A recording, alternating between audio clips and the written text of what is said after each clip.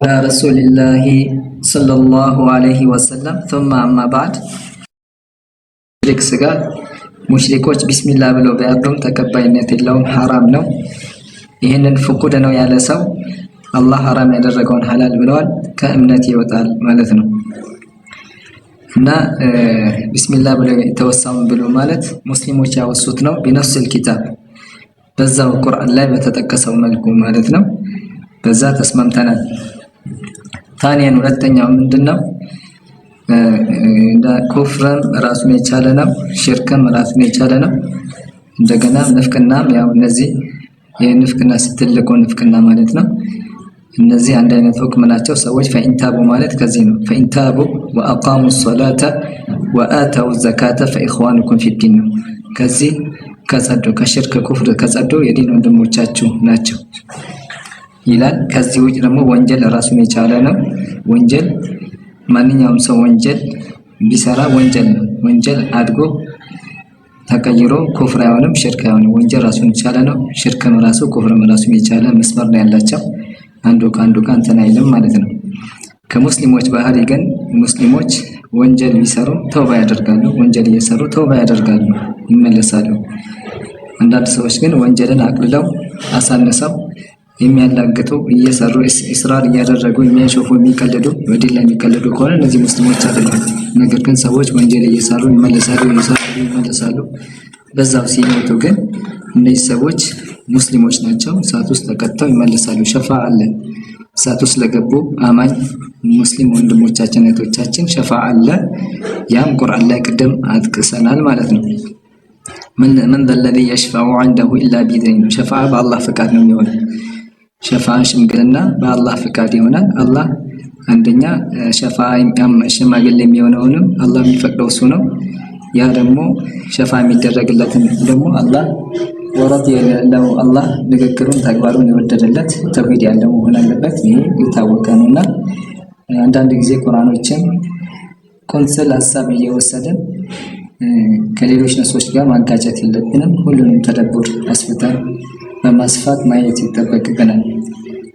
ስለዚህ ቅድም ያየናቸው ቁርአኖች ከውርስ ህግጋት ጋር ተያይዞ ወመያሲላ የሚል የመጣው ያዛ ላይ ነው። እንደገና ከሁክም ጋር ደግሞ ተያይዞ የመጣው ወመያሲላ እሱ ላይ ተላል። ቁርአን ስንረዳ ደግሞ ከላይ አንስተን ሲያቁን ማየት ያለብን ስለምን የተናገረ ነው ምንድነው የሚለውን ማየት ያለብን። ያንን ካላየን አደጋ ነው። አንዱን ከአንዱ እያጋጨን እንሄዳለን። ሌላው ከስጋ አንጻር ደግሞ አላህ የአህለል ኪታብ ሙሽሪክ የሆኑ ሴቶቻቸውን ፈቅደዋል። የአህለል ኪታቦች የሙሽሪኮችን ሴቶች ግን እንዳታገቡ ብሎ አላህ ከልክለዋል፣ ሐራም አድርገዋል ማለት ነው። ይሄ አላህ ያህኩሙ ማ ዩሪድ የፈለገውን ይደነግጋል ነው። በዚህ መልኩ መረዳት አለብን። ስጋን አስመልክቶ ወጣዕሙ الذين اوتوا الكتاب ብሎ ሙሽሪክ የሆኑ የነሱን ስጋ ፈቅዶልናል። የሙሽሪክን ምንም አንቀጽ የፈቀደልን ምንም ነገር የለም። ያለው ነገር ይሄ ነው። ሁለት ደግሞ ቁርአን በምንረዳበት ሰዓት ቁርአን አንዳንዴ በሙጥለቅ የለቀቃቸው ነገራቶች አሉ። ቀይር በተደረገ ይፈሰራል። አም ብሎ የመጡ ደግሞ ኻስ በተደረገ ይፈሰራል። ይሄም ቃይዳዎችን ይሄ ዑለማዎች ቃይዳ አይደለም፣ ቁርአን ላይ ራሱ ከቁርአን እስቲንባጥ የተደረገ ነው። ቅድም ስለ በቀራ ስለ ከብቱ ያው ተነጋግረን ከብት ላይ ከብት ረዱ አለ። ይሄ አም ነው፣ ልቅ ነው። ታች ወረደ ደግሞ ገድቦታል። ከለሩን መልኩን እንደዚህ በዚህ አይነት መልኩ ቁርአን ይጠቅሳል። የሚገጋት ማየት አለብን ማለት ነውና ተደቡር ያስፈልጋል። ቁርአን ማስተንተን አለኩም ተተፈከሩን እያለ ነውና ማስተንተን አለብን። አብዛኛው ጀማዓዎቻችን ደግሞ ቁርአንን በአግባቡ አብዛኛው ቁርአን ይቀራም የለም፣ ሐዲሶችንም ይቀራ የለም። ስለዚህ ይሄ ደግሞ ለምንድነው ጥፋት ውስጥ እንዳይከተል ሸይጣን አዋቂ ያስመስለንና ትንሽ የተወሰኑ ቂራቶችን ቀርተን አዋቂ ያስመስሎን ከዛም በኋላ ወደ ፈትዋ ገብተን ራሳችንን ጠመን ሰዎችን እናጠማለን። እሱ ሐዲስ ላይ እንደመጣ አላህ እንግዲህ ዑለሞችን ያው እንደሚገልና ከዛም ጃሂሎች ይቀራሉ። ከዛም እነዚህ ጃሂሎች ወሱኢሉ ይጠየቃሉ ማለት ነው። ጥያቄ በሚጠየቁበት ሰዓት እነዚህ ጃሂሎች ፈአፍተው بغير علم ያለ እውቀት ምላሽ ይሰጣሉ፣ ፈትዋ ይሰጣሉ። ቁርአንን አንዱን ከአንዱን እያጋጩ ሐዲስን አንዱን ተቀብለው ሐዲስ እያጋጩ ወይንም ደግሞ ሐዲስ ያልሆነትን ሐዲስ ብለው እያመጡ ምንናችን መነሻቸውና መድረሻቸው የማይታወቀን ሰነድ እያመጡ ወይንም ደግሞ ሰውን ለማሳመን ደግሞ ሐዲስ ያሉን ነገር ሐዲስ ብሎ በማቅረብ ሲጠየቁ ፈትዋ ይሰጣሉ። ፈአፍተው بغير علم فضلوا وأضلوا ጠሞ ሰውን ያጠማሉ ስለተባለ ይሄንንም ጥንቃቄ ማድረግ አለብን ነው። ولا تقف ما ليس لك به علم እውቀት በሌለህ ነገር እንዳትከተል ወይ እውቀት የሌለህ ነገር የሐላል ነው የሐራም ነው አትበሉ ብሎ አላህ ይከለክለናል። ስንነጋገር በማስረጃ ነው። ማስረጃው من الكتاب والسنة الصحيحة ቁርአንና ሰሂህ የሆኑ ሐዲሶችን እያቀረበን በዚህ መልኩ መነጋገርና መመካከር ይተበቅብናል። ያለው ነገር ይሄ ነው። አሁን ቀጣይ ስለ ነጃሳን አስመልክቶ እንገባለን ማለት ነው። ስለ ነጃሳ እንገባለንና በጥንቃቄ እሱንም ኢንሻአላህ እየተመካከርን መሄድ ይተበቅብናል። አሁን ነጃሳ ሲባል አረብኛ ቋንቋ ነው። ነጃሳ አረብኛ ቋንቋ ነውና ይሄ አረብኛ ቋንቋ ደግሞ ወደ አማርኛ የግድ ትርጉም ያስፈልገዋል ማለት ነው። ያለዚያ ልንግባባ አንችልም። ይሄ ነጃሳ የሚለው ቃል ወደ አማርኛ ትርጉም የለውም እንዴ ወይ ተፍሲር የለውም? አይ ትርጉም የለውም ብለን ደግሞ አላሁ አለም ብለን ማለት የለብንም። ትርጉም የሌለው ምንም ነገር የለምና እነዚህ አማርኛ ትርጉማቸውን ምንድነው የተፈለገው የሚለውንም ያንን ማየት የግድ ነውና ተረጋግተን እንሄዳለን። ለምሳሌ ይሄ ነጃሳ የሚባለው ቃላት በአረብኛ ቋንቋ በብዙ ቃላቶች በአረብኛው ራሱ ብዙ ቃላቶች አሉት። ነጃሳ ማለት እንደ ሉጋ እናያለን ማለት ነው። ነጃሳ ማለት አነጃሰቱ ነጃሳን በቋንቋም ደረጃ እንደገናም ደግሞ በሸሪዓም ደረጃ መታየት የግድ ነው። ቁርአን በአረብኛ ቋንቋ ነው። ወደደም ጠላንም ቁርአን አረብኛ ቋንቋ ነው። ቁርአንም የወረደው በአረብኛ ነው። አላህ ጀለ ወዐላ በተከበረው ቁርአን ውስጥ ምንድነው የሚለው? ነዘለ ቢሂ ሩሑል አሚን ዐላ ቀልቢከ ሊተኩነ ሚነል ሙንዚሪን ቢሊሳኒን ዐረቢይን ሙቢን እያለ ቁርአን ግልጽ የሆነ አረብኛ ቋንቋ ነው። ስለዚህ ቁርአንን ለመረዳት ቋንቋ አስፈላጊ ነው ማለት ነው። ቁርአን በቁርአን ይፈሰራል። ቁርአን በሰሂህ በሆነ ሐዲስ ይፈሰራል። ቁርአን ደግሞ በአረብኛም ቋንቋም እንደዚሁ ይፈሰራል። ስለዚህ የግድ ነው። ነጃሳ አነጃሰቱ ሉገተን በሉጋ ደረጃ በቋንቋ ደረጃ ነጃሳ ምንድነው መረዳት የለብንም እንዴ? መረዳት አለብን። ሉገተን አልቀዛረቱ ማለት ነው። አነጃሰቱ እንግዲህ ቆሻሻ ማለት ነው እኮ ዞሮ ወደ አማርኛ እኮ ሌላ። አሁን ነጃሳ ሲባል በጣም የከበደ ነገር ነው እንጂ አክብዶ ሰው ይመለከተዋል እንጂ ቆሻሻ ማለት ነው። አሁን ለምሳሌ ኢነመል ሙሽሪኩነ ነጀሱን ማለት ሙሽሪኮች ነጃሳዎች ናቸው ብሎ አላህ በተከበረው ቁርአን ውስጥ ሲጠቅስ ከምን አንፃር ነው? እምነታቸው ነጃሳ ነው፣ የያዙት እምነት ቆሻሻ ነው ማለት ነው። ኢነመል ሙሽሪኩነ ነጀሱን ሲል ሙሽሪኮች ከእምነት አንፃር እምነታቸው ቆሻሻ ነው፣ እምነታቸው ሽርክ ነው፣ እምነታቸው ኩፍር ነው። ይሄ ነገር ቆሻሻ ማለት እንጂ ገላቸው ቆሻሻ ነው ማለት አይደለም። እንጨባበጣለን፣ እንሄዳለን፣ እንነካካለን አይደል እንዴ? ይሄ ምንድነው? ማዕነዊ የሆነ ማለት ነው። ውስጣቸው አቂዳቸው የተበላሸ ቆሻሻ የሆነ እምነት አላቸው ማለት ነው።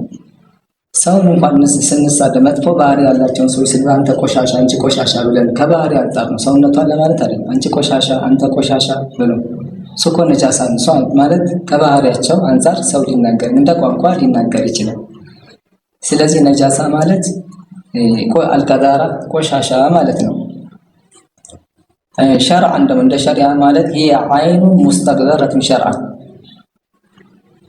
ማለት ከሸሪዓ አንፃር ደግሞ እንደ ሸሪዓ ምንድነው? ይሄ አይኑን የሆነች የሚዳሰስ ነገር ሆኖ እንደ ሸሪዓ አጸያፊ የሆነ ነገር ማለት ነው። ወይንም ደግሞ ወቂለ هي كل عين يحرم تناولها ልንጠቀመውና ልንመገበው ቆሻሻ የሚጸየፉት ነገር ሁሉ ይላል። ከዛ አንፃር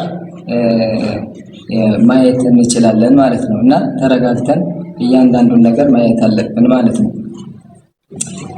እና ነጃሳ ማለት በአረብኛ ነጃሳ ነው። ወደ አማርኛ ስንሄድ ደግሞ ቆሻሻ ማለት ነው። ማንኛውም አጸያፊ የሆነ ነገር ነጃሳ ይባላል፣ ቆሻሻ ነው። ከሸሪዓ አንፃር ደግሞ ማለት ሶላት ልንሰግድ የሚከለክለን ነገር ሁሉ፣ ሶላትን መስገድ የሚከለክለን ነገር ሁሉ ያው ቆሻሻ ይባላል ማለት ነው። ከዚህ አንፃር ነው እንጂ በጣም የከበደና እንትን አይደለም። አሁን ሁሉ ለምሳሌ ነጃሳ ተቃራኒ ነገር አለ። የነጃሳ ተቃራኒ የቆሻሻ ተቃራኒ ጧህራ ነው። አይ መሆን የለበትም ነጃሳ ነው የተባለው ነጃሳ ነው ተቃራኒ እንዴት ይባላል? ቋንቋ ያስገድዳል። የኢማን ተቃራኒ ምንድነው? ኩፍር ነው። አይ ኢማን ማለት አለብን ተቃራኒ መውሰድ የለብንም አይባልም። የኢማን ተቃራኒ ኩፍር ነው። የኩፍር ተቃራኒ ኢማን ነው። የሽርክ ተቃራኒ ምንድነው? ተውሂድ ነው። የተውሂድ ተቃራኒ ምንድነው? ሽርክ ነው አይደለም። የነጃሳ ተቃራኒ ጧህራ ነው። የጧህራ ተቃራኒ ነጃሳ ነው። ይሄንን የግድ ወደድንም ጠላንም እነዚህ ነገራቶች መውሰድ አለብን ነው። ከዚህ ጋር ከነጃሳ ጋር ተያይዞ የመጡት እንትኖች በአረብኛ ቋንቋ ለምሳሌ በሎጋ ብትወስዱ ነጃሳ ቆሻሻ ማለት የወር አበባም አዳ ተብሏል። አዳ ማለት ነጃሳ ማለት ነው፣ ማለት ቆሻሻ ማለት ነው። ያ በጸዳ ጊዜ ከዛ ስትጸዱ ፈጣሃሩ ያለው ለምንድን ነው አይደል? እናንተ አማኞች ወይ ወደ ሶላት ስትመጡ ወይ ከአይነ ምድር ስትመጡ ወዶ አድርጎ ነው ታጠቡ ነው እየተባለ ያለው። ስለዚህ ያ ነገር ምን ለሶላት ብቻ ነው። ያሳ የምንታጠበው የምንጻዳው ነገር ምንም ሁክም የለውም ማለት ነው እንደ ሸሪዓ። ሰውየው ሽንት ፈሰሰበት፣ አይ አጥራውን የተባለ ምን ስለሆነ ነው የምናጠራው? ከልብሳችን የምናጠራው ምን ስለሆነ? ልብሳችን ላይ አቮካዶ ፈሰሰበት ወይ ሽንት ፈሰሰበት፣ ሁለቱ አንድ አይነት ናቸው ነው? አቮካዶ ከማን ይሰላት አይደለም። ልብሳችን ላይ ወጥ ይፈስበት እኮ ሰላት ይከለክላል። ያ ግን ሽንት ግን መስዳት አለበት። ለምን ማን ይሰላት ነው የሚጸዳው? ለምንድን ነው አዝሩ የተባለው? ምንድን ነው? ንጹህ ስለሆነ ነው። ሁክም አለው እኮ የግድ ወደን እንጠላንም እዚህ ውስጥ መግባት አለብን ነው። አሁን አንዳንድ ጊዜ ምን ይባላል? አላህ ይሄ ሁክም ነው ተስሚያ ሁክም ነው ይላል። አላህ ሁክም አልሰጠውም። ይሄንን ነገር እነዚህ ነገራቶች ቆሻሻ ነው ብሎ ወይም ነጃሳ ማለት በአማርኛ ቆሻሻ ማለት ነው። ቆሻሻ ተብሎ አልተጠራም። እኛ ቆሻሻ ብለን ከጠራን ሽርክ ነው ማለት አሽርኩ ፊት ተስሚያ፣ በተስሚያ ማጋራት። አላህ ያልሰየመውን ሰየማችሁ የተባለ በማይሆን ነገር ይገባል ማለት እንዴት ሊሆን ይችላል? አላህ እኮ ቆሻሻ በአረብኛ ነጃሳ ቆሻሻ ነው። እኛም ቆሻሻ ነው ያለው። ሌላ ጧሃራ እንበለው አይ አትበሉ ይሉናል። ሽንትን ጧሃራ እንበለው፣ ሰገራን ጧሃራ እንበለው፣ የወር አበባን ጧሃራ እንበለው ሲባል ይሄንንም አንድ ሁክም የለውም። ተወቁፍ እንሆን ጧሃራም አይባልም ነጃሳም አይባልም ማለት ነጃሳ አይባልም ማለት ቆሻሻም አይባልም። ተወቁፍ እንሆን ይሄ በጣም ጃህል ነው፣ አለማወቅ ነው። ስለዚህ ቆሻሻ ነው። ተስሚያ ማለት ይሄ አይደለም። ተስሚያ በተስሚያ ማጋራት ማለት ለምሳሌ አላህ እነዚህ ነገራቶችን ቆሻሻ እንደሆኑ በተለያየ አዳ ተብሎ ተጠቅሷል። ደነስ ተብሎ ተጠቅሷል። ሪስ ተብሎ፣ ነጂስ ተብሎ፣ ቀደር ተብሎ፣ እንደገና ኹብስ ተብሎ ወይቃሉ ኸቢስ። ለምሳሌ ኸቢቱ ነፍስ አይባልም። ነጂሱ ነፍስ ማለት እኮ ነው ነፍሱ ቆሻሻ የሆነች ተብሎ ይጠቀሳል። ታቦትም ለምሳሌ ቁርአን ላይ ምን ይላል? ወይተኒቡ ሪሰ ሚነል አውሳን አለ። ሪስ ማለት እኮ ነጂስ ማለት ነው። ቁርአን ላይ ተጠቅሷል። ወይተኒቡ ሪሰ ሚነል አውሳን ወይተኒቡ ቀውለ ዙር ተብሎ ቁርአን ላይ ወይተኒቡ ሚነል አውሳን የሚለው እና የተለያየ ስያሜ ያለው ይሄ ነጃሳ የሚለው ቀደርም ይባላል፣ ኹብስ ይባላል፣ ኸቢስ ማለት ነው። ደነስ ይባላል፣ ሪስ ይባላል፣ ነጂስ ይባላል። እና ተስሚያ ማለት አይ እኔ እነዚህ ሽንትንም ሰጋራንም የተለያዩ ቆሻሻ የሚባሉ ነጥቦችን ሁሉ እኔ ጧሃራ እላቸዋለሁ። የአላህን ተሽሪዕ አልቀበልም፣ የአላህን ስም አልቀበልም ማለት ይሄ በጣም ከባድ ነው። ሽርክ ነው ማለት ነው። ረድ ነው ማለት ነው። የአላህን ተስሚያ ለመቀበል ነው። ይሄን ሽርክ የሚባል ለምሳሌ ዙሁር አለ። ወቅተ ዙሁርን አሁን ሰውየው በቃ የሰባት ሰው ሰላት አለ ወይ ደግሞ የጠራራ ሰላት አለ። ልክ ሷሃባዎች የሚሉት አሁን ዙሁርን የጠራራ ሰላት ይላል፣ የኢሻን ሰላት ደግሞ የጨለማ ብለው ይላሉ። ነብዩ አጠገው ነው የሚሉት። ቁርአን ላይ ግን ሚን ባዕድ ሶላት ልዕሻ ተብሎ ተጠቅሶ እነሱ ግን የጨለማ ሶላት ነቢ ስ ሰለም እነዚህ እኮ የገጠር አዕራቦች እኮ የኢሻን ሶላት የጨለማ ሶላት ይላሉ በሚል ነው ከፍሯል ብለው ያሉበት ነገር የለም። ነገር ግን የአላህን ተሽሪ ረድ በማድረግ ከሆነ አላህ ኢሻ ብለዋል እኛ እንቀበልም ኢሻ እኛ የጨለማ ይሄ ልክ ነው። ይሄ የአላህን ተስሚያ አለመቀበል። ከዚህ ውጭ ግን ሙስሊሞች በሚገባቸው ቋንቋ አንድን ነገር ለምሳሌ የአሱር ሰላት ብለህ አሁን ተስሚያ ነው። ሶላተል ዐስር ተጠቅሷል። ወቁርአን አልፈጅር ማለት የቁርአን አልፈጅር ተጠቅሷል። ይህንን አሁን እኔ የጎህ ሰላት ብዬ ብናገር ይሄ ተስሚያ ነው። ታዲያ የአላህን ተስሚያ ተቀበል ትከፍራለህ ማለት ነው። ይሄ ጀህል ነው፣ በጭራሽ ሊሆን አይችልም። አሽርኩ ፊት ተስሚያ ማለት ራስን ችሎ የአላህን ተስሚያ አልቀበልም እኔ የራሴን ተስሚያ ነው በሚል ኩፍርን ኢማን እላለሁ ብል ለምሳሌ ኢማንን ኩፍር እላለሁ፣ ተውሂድን ሽርክን ኩፍር እላለሁ ብዬ ብሰይም ይሄ በጣም ከባድ ነው፣ ሽርክ ነው ማለት። ተሽሪዕ ማውጣት አይቻልም፣ ይሄ ሽርክ ነውና እነዚህ ነገራቶችን መለየት አለብን። እና ሙእሚን ሰው ለምሳሌ ጀናብተኛ ከሆናችሁ አላህ ይላል ጀናብተኛ ከሆናችሁ ወይን ኩንቱም ጁኑበን ፈጠሃሩ ነው የሚለው አይደል? ተጽዳሩ። ሰውየው ጀናብተኛ ማንኝ ፈሶታል፣ ፈሳሽ የዘር ፈሳሽ ፈሰሰው፣ ወይ ከሚስቱም ተኝቶ ወይ ደግሞ በእንቅልፍ ልቡም ሆነ ፈሰሰው። ስለዚህ ውስጡ ረክሷል፣ ሶላት አይፈቀድለትም፣ መስገድ አይችልም። ሳይዝዳዳ ከምንድን ነው የሚዝዳዳ? ያ የወጣው ነገር ሰውነቱን ስላረከሰው ወይን ኩንቱም ጁኑበን ፈጠሃሩ ጀናብተኛ ከሆናችሁ ተጥራሩ። ውሃ ከሌለ ደግሞ ተየሙም በማድረግ ይጥራራል ማለት ነው። ያነሰን ጀናብታውን ያነሳል ማለት ነው። አይ ከሱ የወጣው ነገር ሰውነቱን ከሱ የወጣው መንዩ ነጃሳ ነው ማለት አይደለም። የሰው ልጅ የተፈጠረው ከመንይ ነው። ያ ሳይሆን ያ ከሱ በመውጣቱ ሰውነቱ ረክሷል። ስለረከሰ ሶላት መስገድ ከለከለው።